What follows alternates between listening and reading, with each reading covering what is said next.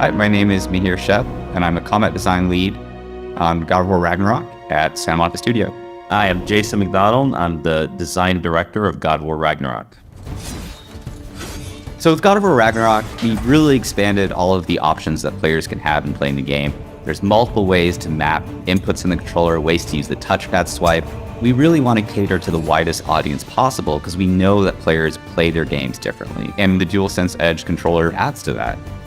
There's a lot of features I like on the DualSense Edge for God of War Ragnarok, which I like, because I'm, in action. So it's like, having a nice kind of solid control in your hand works really well for God of War. In the case, there actually are different sticks that you could use. There's the default on the PS5 controller, but then there's these low domes and the high domes, and I chose the low domes. They're like the classic DualShock analog sticks from before. In God of War, you're hitting the triggers a lot, because that's where your primary attacks are and aiming. So I ended up using the low stops for the triggers to make them feel more like regular buttons. With the adjustable trigger stops, the R2 button, we use it as kind of a heavy attack button in the game.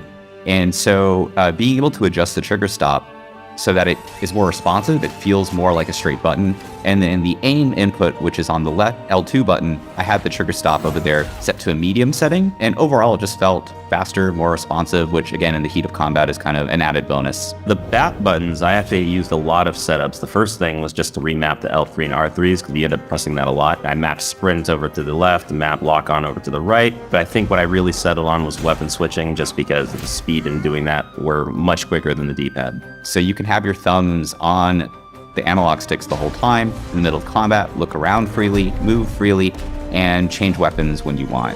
And I think finding the right fit for you and being able to map them to buttons in the heat of combat makes certain actions a lot easier.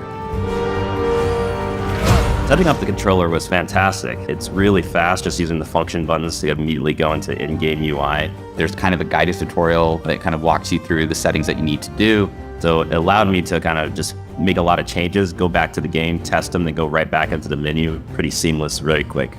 And then it led me into changing the stick sensitivity. And in God of War Ragnarok, you want to move the character fairly quickly, especially in the middle of combat. So the left analog stick, I set that to the quick setting. And I did the inverse of that on the right analog stick, which is used for camera movement, right? So you're using that for looking around and for aiming. Because how easy it was to switch the profiles, I actually ended up making a bunch of them. There's a function button on the controller, and being able to kind of hot swap the profiles to say, hey, in this game, the back buttons are the weapon switches, but in this other game, they could be the, throw a grenade or reload. That functionality just being easy and just in the controller, you can press it at any time you want, is something that I think a lot of players are going to enjoy. There's actually a neat feature with the trigger dead zones. What that means is that you can control when the input is registered on how you press the triggers over here. So I actually increased the default setting so the triggers would not respond until I press the button past a certain amount. By just adding a little bit of that dead zone in there, I wasn't getting any accidental trigger presses. And using that along with the trigger stop meant that, just overall the triggers felt more like responsive buttons. For God of War, we already try to make a lot of effort to allow you to customize. We know that some people like to attack on squares, some people like, all sorts of button mapping. So we have all that in the game already.